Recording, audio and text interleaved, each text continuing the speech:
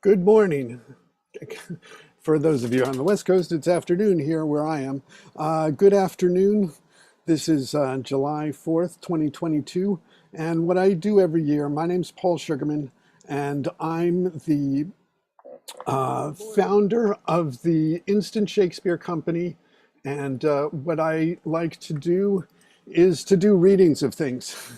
And in addition to doing annual readings of all of Shakespeare's plays, I like to do an annual reading of the Declaration of Independence. I usually go outside and do it on my front lawn to the bemusement of the neighbors, I suppose. But a couple of years ago, we tried doing it here on Zoom, and with various people participating. I decided I'd just rather sort of do it myself because I do like to do it, and I do believe that this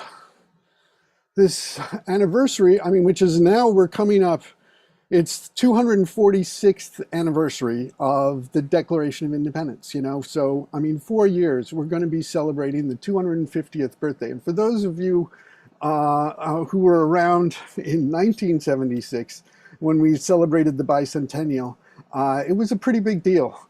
And it was a pretty different, even though we were in the Cold War, there was, I think, a much more sort of hopeful view of the world back then than we have now. And I think it's also all the more important to reread and remember and affirm these principles that this country is founded on, these ideals that we don't live up to. And that it's may seem really like, well, when rights are being taken away, it's just wrong, especially for people with uteruses. I mean, it is just wrong. But our country has done many wrong things over the years. But we hope that we can do better.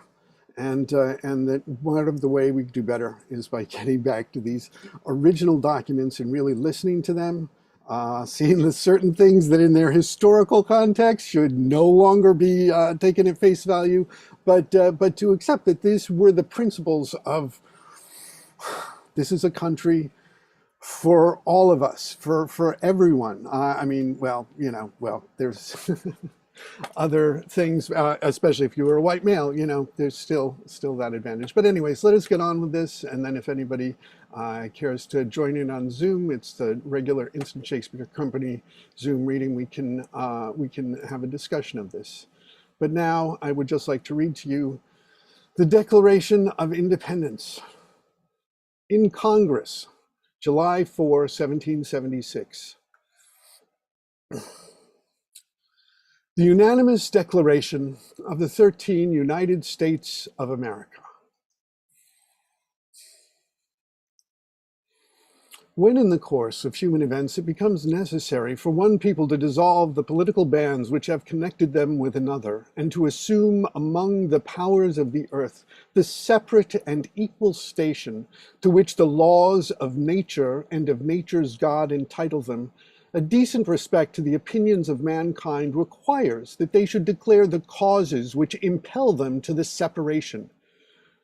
We hold these truths to be self-evident, that all men are created equal, that they are endowed by their Creator with certain unalienable rights, that among these are life, liberty, and the pursuit of happiness. That to secure these rights, governments are instituted among men, deriving their just powers from the consent of the governed. That whenever any form of government becomes destructive to these ends, it is the right of the people to alter or to abolish it and to institute new government, laying its foundations on such principles and organizing its powers in such form as to them shall seem most likely to affect their safety and happiness. Prudence indeed will dictate that governments long established should not be changed for light and transient causes, and accordingly all experience hath shewn that mankind are more disposed to suffer while evils are sufferable than to right themselves by abolishing the forms to which they are accustomed. But when a long train of abuses and usurpations pursuing invariably the same object evinces a design to reduce them under absolute despotism, it is their right, it is their duty to throw off such government and to provide new guards for their future security. Such has been the patient sufferance of these colonies, and such is now the necessity which constrains them to alter their former systems of government. The history of the present King of Great Britain is a history of repeated injuries and usurpations, all having in direct object the establishment of an absolute tyranny over these states. To prove this, let facts be submitted to a candid world. He has refused his assent to laws, the most wholesome and necessary for the public good. He has forbidden his governors to pass laws of immediate and pressing importance unless suspended in their operation till his assent should be obtained. And when so suspended, he has utterly neglected to attend to them. He has refused to pass other laws for the accommodations of large districts of people unless those people would relinquish the right of representation in the legislature, a right inestimable to them and formidable to tyrants only. He has called together legislative bodies at places unusual, uncomfortable, and distant from the depository of their public records for the sole purpose of fatiguing them into compliance with his measures. He has dissolved representative houses repeatedly for opposing with manly firmness his invasions on the rights of the people. He has refused for a long time after such dissolutions to cause others to be elected, whereby the legislative powers, incapable of annihilation, have returned to the people at large for their exercise, the state remaining in the meantime exposed to all the dangers of invasion from without and convulsions within. He has endeavored to prevent the population of the states for the purpose of obstructing the laws for naturalization of foreigners, refusing to pass others to encourage their migrations hither, and raising the conditions of new appropriations of lands. He has obstructed the administration of justice by refusing his assent to laws for establishing judiciary powers. He has made judges dependent on his will alone for the tenure of their offices and the amount and payment of their salaries. He has erected a multitude of new offices and sent hither swarms of officers to harass our people and eat out their substance. He has kept among us in times of peace standing armies without the consent of our legislatures. He has affected to render the military independent of and superior to the civil power. He has combined with others to subject us to a jurisdiction foreign to our Constitution and unacknowledged by our laws, giving his assent to their acts of pretended legislation, for quartering large bodies of armed troops among us, for protecting them by a mock trial from punishment for any murders which they should commit on the inhabitants of these states, for cutting off our trade with all parts of the world, for imposing taxes on us without our consent, for depriving us in many cases of the benefits of trial by jury, for transporting us beyond seas to be tried for pretended offenses, for abolishing the free system of English laws in a neighboring province, there establishing therein an arbitrary government and enlarging its boundaries so as to render it at once an example and fit instrument for introducing the same and absolute rule into these colonies, for taking away our charters, abolishing our most valuable laws, and altering fundamentally the forms of our governments, for suspending our own legislatures and declaring themselves invested with power to legislate for us in all cases whatsoever. He has abdicated government here by declaring us out of his protection and waging war against us. He has plundered our seas, ravaged our coasts, burnt our towns, and destroyed the lives of our people. He is at this time transporting large armies of foreign mercenaries to complete the works of death, desolation, and tyranny, begun with circumstances of cruelty and perfidy scarcely paralleled in the most barbarous ages and totally unworthy the head of a civilized nation. He has constrained our fellow citizens, taken captive on the high seas to bear arms against their country, to become the executioners of their friends and brethren, or to fall themselves by their hands. He has excited domestic insurrections among us and has endeavored to bring on the inhabitants of our frontiers the merciless Indian savages whose known rule of warfare is an undistinguished destruction of all ages, sexes, and conditions. In every stage of these oppression, we have petitioned for redress in the most humble terms. Our repeated petitions have been answered only by repeated injury. A prince whose character is thus marked by every act which may define a tyrant is unfit to be the ruler of a free people. Nor have we been wanting in attentions to our British brethren. We have warned them from time to time of attempts by their legislature to extend an unwarrantable jurisdiction over us. We have reminded them of the circumstances of our emigration and settlement here. We have appealed to their native justice and magnanimity, and we have conjured them by the ties of our common kindred to disavow these usurpations which would inevitably interrupt our connections and correspondence. They too have been deaf to the voice of justice and consanguinity. We must therefore acquiesce in the necessity which denounces our separation and hold them as we hold the rest of mankind, enemies in war, in peace, friends. We, therefore, the representatives of the United States of America, in General Congress assembled, appealing to the Supreme Judge of the world for the rectitude of our intentions, do, in the name and by authority of the good people of these colonies, solemnly publish and declare that these united colonies are, and of right ought to be, free and independent states, that they are absolved from all allegiance to the British Crown, and that all political connection between them and the state of Great Britain is and ought to be totally dissolved.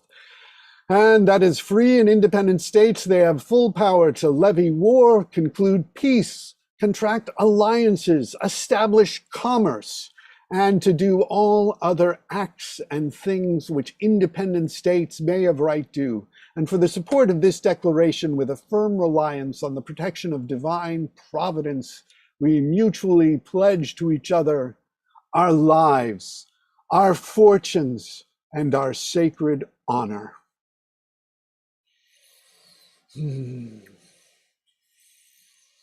This listing here doesn't have the first and, of course, most prominent signature, John Hancock, President of the Congress. And then Georgia, Button Gwinnett, Lyman Hall, George Walton.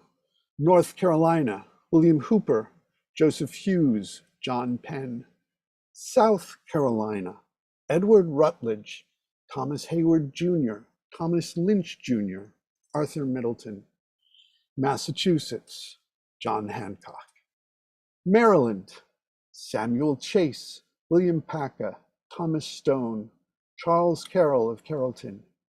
Virginia, George Wythe, Richard Henry Lee, Thomas Jefferson, Benjamin Harrison, Thomas Nelson Jr., Francis Lightfoot Lee, Carter Braxton, Pennsylvania, Robert Morris, Benjamin Rush, Benjamin Franklin, John Morton, George Clymer, James Smith, George Taylor, James Wilson, George Ross. Delaware, Caesar Rodney, George Reed, Thomas McCain. New York, William Floyd, Philip Livingston, Francis Lewis, Lewis Morris. New Jersey, Richard Stockton, John Witherspoon, Francis Hopkinson, John Hart, Abraham Clark, New Hampshire, Josiah Bartlett, William Whipple, Massachusetts, Samuel Adams, John Adams, Robert Treat Paine, Elbridge Gerry, Rhode Island, Stephen Hopkins, William Ellery, Connecticut, Roger Sherman, Samuel Huntington, William Williams, Oliver Wolcott, New Hampshire, Matthew Thornton. And that is the Declaration of Independence, which I think is a great document. And you hear so much that it's for the people, that people have these rights. It talks about the fact that people have rights and that governments are established to protect those rights. And the sort of tyranny and usurpation which then the colonies were experiencing under George III, we are now experiencing from our Supreme Court. And I would say that our whole judicial system needs seriously to be called into question. And it needs to really, we need to stop kidding ourselves that we have a justice system and recognize that we have a judicial system where judges have an unreasonable amount of power, and lifetime appointments are really a relic of the monarchy, really, and colonialism, and a much smaller population of white males who are protecting their power. And there's really, I mean, as we've put term limits on the president, we should absolutely have term limits on Supreme Court justices. And I would say, I give them after 25 years, you can move them to immigration court. You know, I think that's one of the reforms we need to do. But it's not just the Supreme Court. We've given judges too much power, and we've had this the Federalist Society, I mean, exploiting it and to get what they want. And I mean, after 50 years, they've succeeded in turning back one of the greatest, I mean, the most liberating decisions that the Supreme Court had made in terms of the rights of women and people with uteruses. You know, I mean, that there's people, I mean, in terms of liberty, I mean, and it's also, it's males, particularly white males, making these judgments when it's about women's bodies, and men, I mean, would not. It's just it's unfair. It's unfair to, I mean,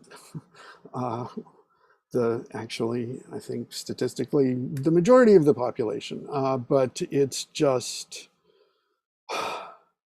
I mean, that liberty, life, liberty, and the pursuit of happiness, and it's among these rights. There are more rights than that, but among these rights are life, liberty, and the pursuit of happiness. And for me, liberty, it begins with liberty over your own body, you know, and that's what's really disturbing. Anyways, I usually just do that, and I can do this, so I'm just having my say. And now I want to read the Bill of Rights, because this, I mean, this is where we first have the United States of America is in the Declaration there, so that's why. And for 4 years, we'll be celebrating our 250th, and I really.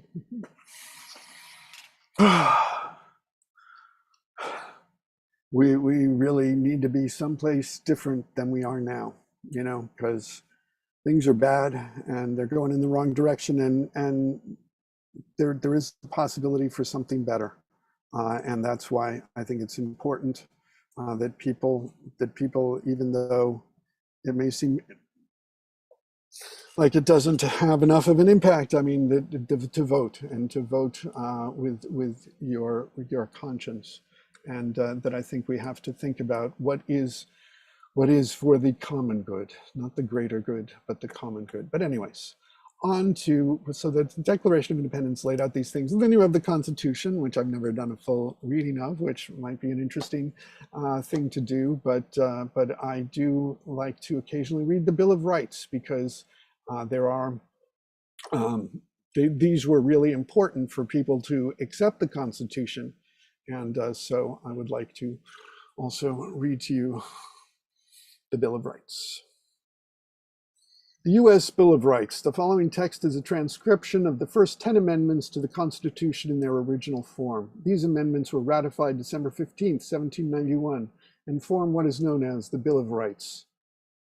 Amendment 1. Congress shall make no law respecting an establishment of religion or prohibiting the free exercise thereof, or abridging the freedom of speech or of the press, or the right of the people peaceably to assemble and to petition the government for a redress of grievances. Amendment 2. A well-regulated militia being necessary to the security of a free state, the right of the people to keep and bear arms shall not be infringed. Amendment 3. No soldier shall, in time of peace, be quartered in any house without consent of the owner, nor in time of war, but in a manner to be prescribed by law. Amendment 4. The right of the people to be secure in their persons, houses, papers, and effects against unreasonable searches and seizures shall not be violated, and no warrant shall issue but upon probable cause, supported by oath or affirmation, and particularly describing the place to be searched and the person or things to be seized. Amendment 5. No person shall be held to answer for a capital or otherwise infamous crime unless on presentment or indictment of a grand jury, except in cases arising in the land or naval forces or in the militia, when in actual service in time of war or public danger. Nor shall any person be subject for the same offense to be twice put in jeopardy of life or limb, nor shall be compelled in any criminal case to be witness against himself, nor be deprived of life, liberty, or property without due process of law, nor shall private property be taken for public use without just compensation. Amendment 6.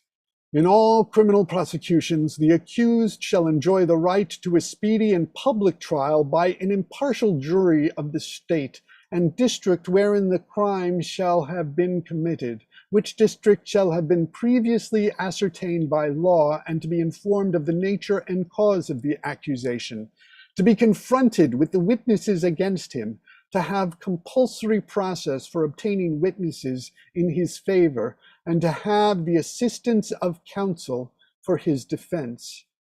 Amendment 7.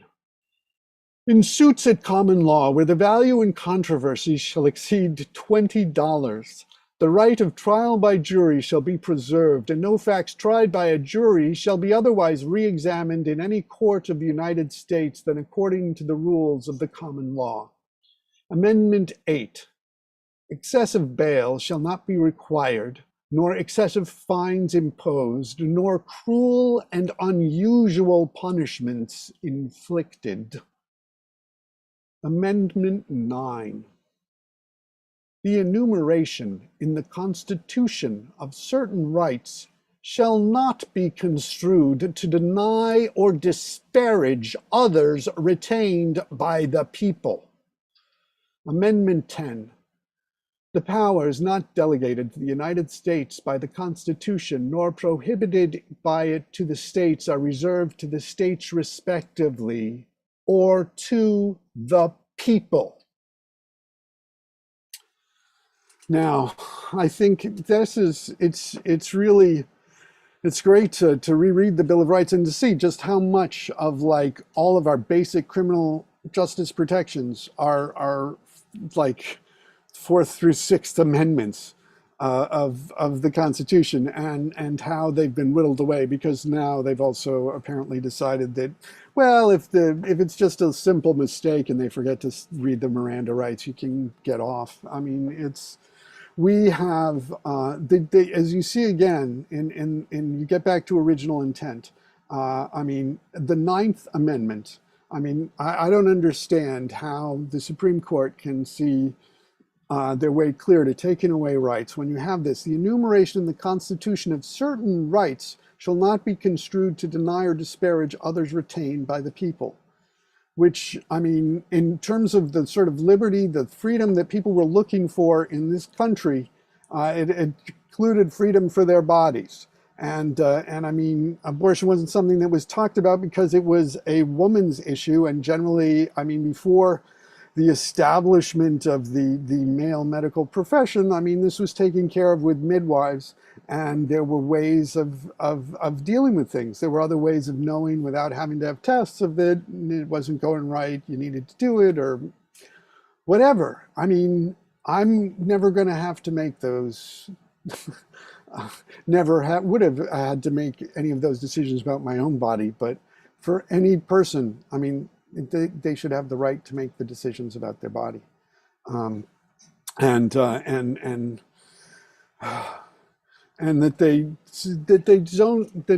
these justices. I mean, I haven't read the decision, but the thing that I've always felt really disappointed in, and that just from sort of Justice Clarence Thomas and Justice Alito, I mean, that you have these mediocre legal minds, you know, being able to decide on these issues, who have gotten their jobs not because of their credentials or because of the fact, I mean, because we've had quite extraordinary justices, I mean, appointed by Republican presidents. I mean, Earl Warren, you know, who did so many great things. And there's just, because you were looking for people who really cared about the law as opposed to a political agenda, and that the Supreme Court has shown that these five people, who I can't even really call them conservative, because they've created such chaos. These radical right-wing judicial political hacks, because that's what they are. They got their nomination because the Federalist Society, yes, they'll fulfill our political agenda. They've done that. And great, by doing that, you've shown to the world that we don't have a justice system in this country. We have a judicial system, and it needs to be changed. And as you see in these Bill of Rights, sort of what we're talking about in terms of the military still applies to us in terms of the police. And the police state that we have, that needs to be dismantled, because, you know, as much as we want to have these fights of us versus them, you know, it's all just us, you know, we're the US. And I'm disheartened that it seems like a third of the nation wants to, I mean, be governed by hate and fear and controlling other people, as opposed to, I mean, and in the name, and I, as someone who is a Christian, I feel that they misuse the word Christian to impose a political agenda, as opposed to just being there to love God and love your neighbor as yourself. You know, that's basically what Jesus told us to do. And if you're controlling other people's lives, that's not what you're doing. So wake up and return to Christ. So anyways, but also what I really love about this country is that it is based on religious freedom. It was people who had different sort of Christian religious ideologies, the Puritans, that I don't particularly agree with. And I mean, Christianity, I think it is for everyone. And so there's a lot of different flavors. And as an Episcopalian, I'm very comfortable with where my church is on these moral issues. And we have to realize that as much as we sort of hear nowadays in terms of the Christian right, I mean, that so much has been done, that also so much of the great work of the civil rights movement came from the work of people like the Reverend Dr. Martin Luther King and John Lewis and other people who just were really about saying Christ's message is for everyone, and everyone needs to be treated with respect. And that's what the ideals of these country are, and it's good to remember of them and to see when we're failing to live up to them. But hopefully we can do things to live up to them together. Maybe we'll start the Ninth Amendment Society to remind people that the enumeration in the Constitution of certain rights shall not be construed to deny or disparage others retained by the people. It always comes back to the people. We the people. We the people have rights. And we need to stop the judges who are taking them away. Anyways, happy 4th of July, happy Independence Day. Let's celebrate the great things in this country as we have many issues and many problems to deal with. But if we follow the principles of this, which really, I mean, there's that really part about in the Declaration about the Indians that's but other than that, I mean, I still stand behind it and still say we've only replaced one tyrant with another. Instead of George III, now we have the judiciary. So, the Ninth Amendment Society. Amendment the 9, the enumeration in the Constitution of certain rights shall not be construed to deny or disparage others retained by the people. All right. Thank you all. And we will see. And everyone, I just want to encourage people. We need to work hard to make this country better.